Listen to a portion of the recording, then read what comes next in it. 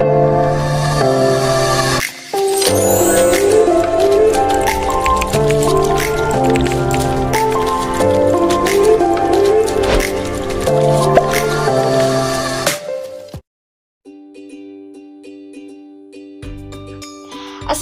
warahmatullahi wabarakatuh. Halo teman-teman, bertemu dengan saya Zara Rinjani, mahasiswi program studi Pendidikan Guru Sekolah Dasar Kampus Kebumen Universitas 11 Maret, kelas 1C dengan NIM K7121303. Untuk memenuhi tugas pendidikan Pancasila, di sini aku bakal ngajakin teman-teman untuk belajar bareng-bareng mengenai implementasi Pancasila pada masa Orde Baru. Kira-kira gimana ya penerapan Pancasila pada masa Orde Baru? Apa teman-teman penasaran? Yuk tetap ikuti dan simak sampai selesai. Implementasi Pancasila pada masa Orde Baru. Orde Baru atau yang biasa kita sebut Orba adalah sebutan bagi masa pemerintahan rezim Soeharto yang menggantikan Soekarno sebagai Presiden RI kedua yang dimulai pada tahun 1966. Arti Orde Baru adalah sebuah tata tertib atas kehidupan rakyat, bangsa, dan negara Indonesia yang diletakkan kembali kepada pelaksanaan Pancasila dan Undang-Undang 1945 secara konsekuen dan murni. Masa pemerintahan Orde Baru ini dimulai pada tahun 1967, di mana Presiden Soekarno secara resmi menyerahkan mandatnya kepada Jenderal Soeharto melalui Super Semar atau Surat Perintah 11 Maret. Dikeluarkannya Super Semar, maka Soeharto resmi dilantik menjadi presiden pada tanggal 22 Februari tahun 1967 melalui ketetapan MPRS dan sidang istimewa MPRS pada tanggal 7-12 Maret tahun 1967. Sejak memerintah pada tahun 1967, Presiden Soeharto membentuk kabinet pertama yaitu Kabinet Ampera. Kemudian setelah pemilu pertama tahun 1971, Presiden membentuk kabinet baru bernama Kabinet Pembangunan. Sepanjang 32 tahun era kepemimpinan Soeharto telah terjadi pergantian kabinet sebanyak 8 kali. Kabinet terakhir adalah Kabinet Pembangunan 8 yang masa jabatannya hanya berlangsung selama 2 bulan. Tujuan utama dari pemerintahan Orde Baru adalah menciptakan stabilitas ekonomi dan politik. Dalam rangka mewujudkan tujuan tersebut, pemerintah meluncurkan berbagai macam kebijakan, yaitu yang pertama ada kebijakan ekonomi. Salah satu dari kebijakan ekonomi adalah membuat program yang disebut dengan Rencana Pembangunan 5 Tahun atau Repelita. Repelita dimulai pada tahun 1969 dan berakhir pada tahun 1994. Yang kedua ada kebijakan politik. Kebijakan politik dalam negeri yang pertama adalah pembubaran PKI beserta organisasi-organisasinya dan membersihkan DPR serta MPR dari unsur-unsur PKI. Yang ketiga ada kebijakan sosial. Untuk meningkatkan kesejahteraan masyarakat, pemerintah mengeluarkan berbagai kebijakan sosial seperti program KB, transmigrasi, gerakan wajib belajar, dan gerakan orang tua asuh. Selain tujuan khusus, Orde Baru juga memiliki tujuan umum. Yang pertama, mengoreksi total penyimpangan yang terjadi pada era Orde Lama. Yang kedua, penataan kembali seluruh aspek kehidupan rakyat, bangsa, dan negara. Yang ketiga, melaksanakan amanat Pancasila dan Undang-Undang Dasar 1945 secara murni dan konsekuen. Dan yang keempat adalah menyusun kembali kekuatan bangsa. Sejak tahun 1950-an, Indonesia mengalami krisis ekonomi. Krisis ini semakin diperparah dengan kebijakan Soekarno yang memberlakukan pemerintahan demokrasi terpimpin dengan slogan terkenalnya yaitu Nasakom, nasionalisme, agama, dan komunisme.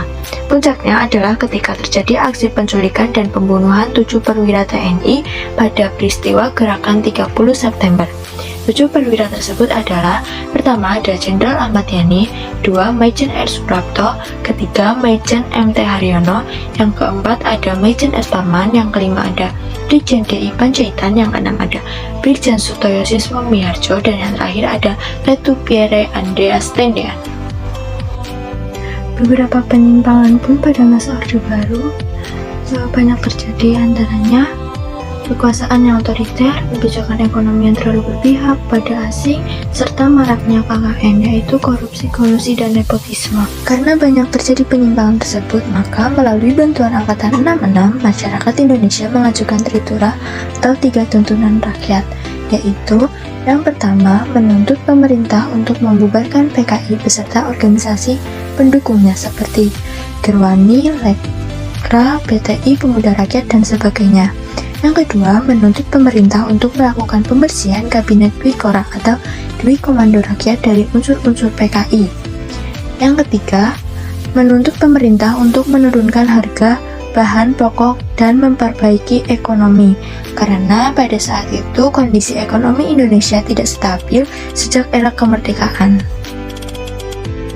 Setelah dikeluarkannya tritura tersebut, kemudian Presiden Soeharto menanggapi tuntutan tersebut dengan melakukan reshuffle pada Kabinet Dwi Korah. Namun, reshuffle tersebut dinilai kurang memuaskan karena masih terdapat unsur PKI di dalamnya. Situasi keamanan negara kembali memanas sepanjang Mei tahun 1998. Demo besar terjadi di ibu kota dan menuntut Soeharto mundur dari jabatannya. Akhirnya pada tanggal 21 Mei tahun 1998, Soeharto membacakan pidato pengunduran diri. Namun, di balik banyaknya penyimpangan yang terjadi pada masa Orde Baru, di sini kita akan membahas perbedaan antara Orde Lama dan Orde Baru.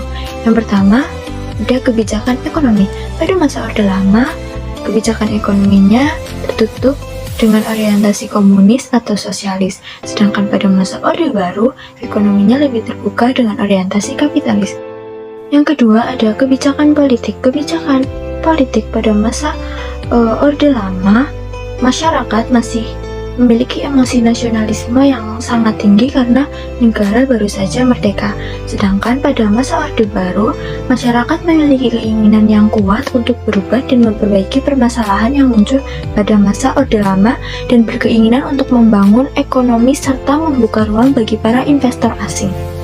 Perbedaan yang ketiga pada stabilitas politik dan ekonomi. Pada masa Orde Lama, tingkat inflasi masih sangat tinggi, sedangkan pada masa Orde Baru, tingkat inflasi berhasil ditekan pada tahun 1966, tingkat inflasi mencapai 500% dan berhasil ditekan menjadi 5-10% pada tahun 1970.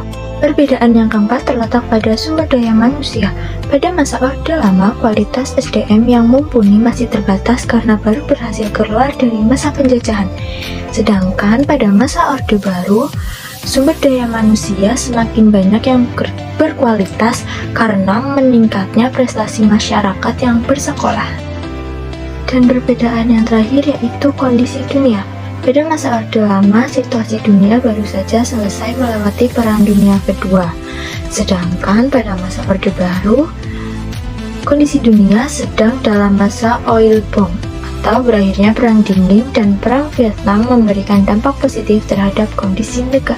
Setelah membahas perbedaan antara Orde Lama dan Orde Baru, sekarang kita akan melanjutkan pembahasan yang berikutnya, yaitu mengenai kelebihan Orde Baru.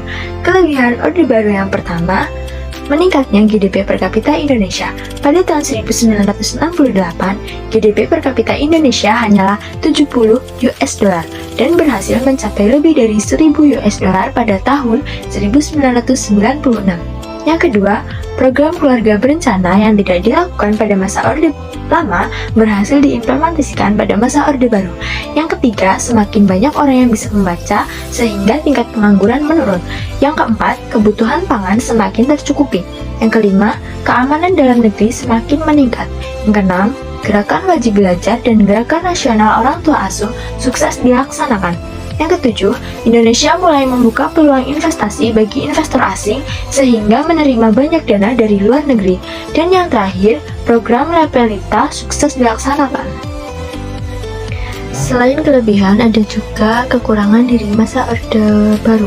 Yang pertama, kasus korupsi, kolusi, dan nepotisme marak terjadi di semua kalangan masyarakat. Yang kedua, pembangunan negara tidak merata dan muncul perbedaan mencolok antara pembangunan pada pusat dan daerah. Yang ketiga, rasa tidak kepuasan bermunculan di sejumlah daerah di Indonesia seperti Aceh dan Papua karena kesenjangan pembangunan yang terjadi. Yang keempat, tidak ada tanda-tanda pergantian atau penurunan kekuasaan ke presiden berikutnya. Yang kelima, hak asasi manusia masih belum diperhatikan dengan benar. Yang keenam, banyak koran dan majalah yang dihentikan penerbitan dan peredarannya secara paksa. Yang ketujuh, kebebasan berpendapat masih sangat dikekang. Yang kedelapan, terdapat kesenjangan sosial bagi si kaya dan si miskin, di mana orang kaya memiliki hak yang lebih baik daripada orang miskin. Nah, demikian materi yang bisa aku sampaikan. Terima kasih telah menonton sampai selesai. Jangan lupa like, komen, dan subscribe. Terima kasih. Sampai berjumpa kembali.